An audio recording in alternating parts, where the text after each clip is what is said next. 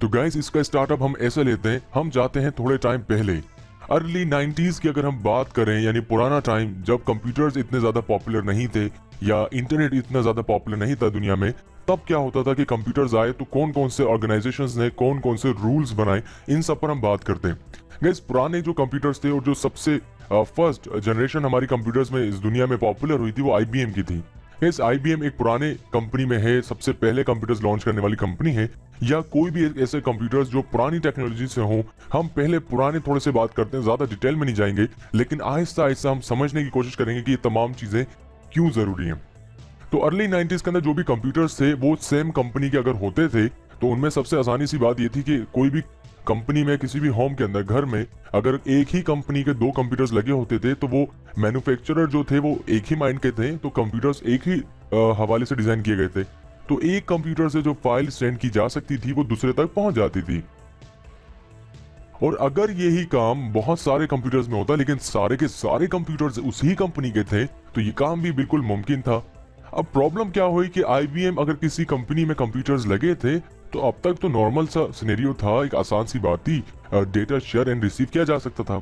लेकिन प्रॉब्लम कब आई जब आईबीएम के कंप्यूटर्स के साथ कोई दूसरे मॉडल्स आने लगे या दूसरी कंपनी के कंप्यूटर्स आने लगे मार्केट में। और जब अब इन पुराने आईबीएम कंप्यूटर से कोई फाइल यहाँ भेजी जाती तो वो नए वाले कंप्यूटर तो अलग मैन्युफैक्चरर थे, अलग कंपनीज के थे, तो वो उन फाइल्स को रिसीव करने की सलाहियत नहीं रखते थे।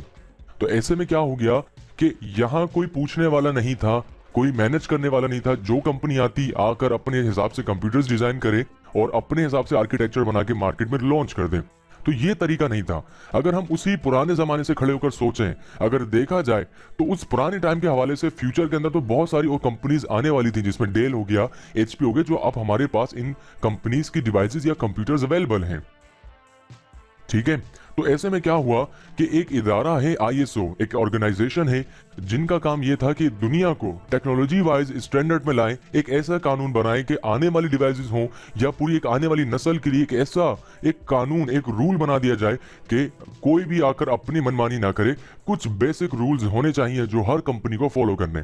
तो आईएसओ जो कि इंटरनेशनली एक कंपनी है, इन्होंने एक स्टैंडर्ड कायम किया ओएसआई मॉडल का, जिस मॉडल को ओपन सिस्टम इंटरकनेक्शन का नाम दिया गया इसी वजह से कि कुछ बुनियादी चीजें ऐसी हैं जो ओपन सिस्टम होनी चाहिए ताकि आपस में इंटरकनेक्शन हो सके हर उन डिवाइसेस का जो नेटवर्क से ताल्लुक रखती हैं। तो जिसमें क्या हुआ, ओएसआई की 7 लेयर्स ऐसी लेयर्स हैं जो कि बहुत खास हैं।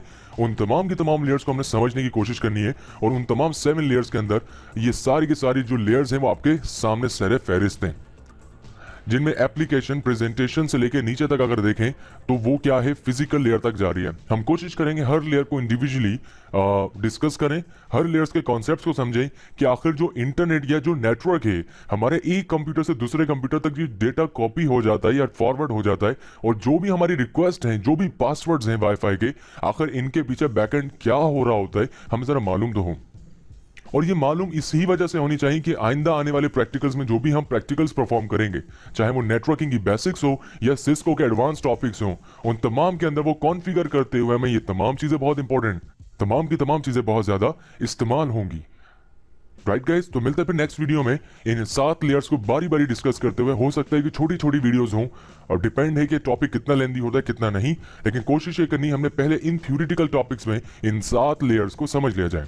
ओएसआई मॉडल क्यों इंपॉर्टेंट है अब आप ये बात जानते हैं। तो गाइस कहीं ना जाइएगा, मिलते हैं फिर नेक्स्ट वीडियो में एप्लीकेशन लेयर के साथ।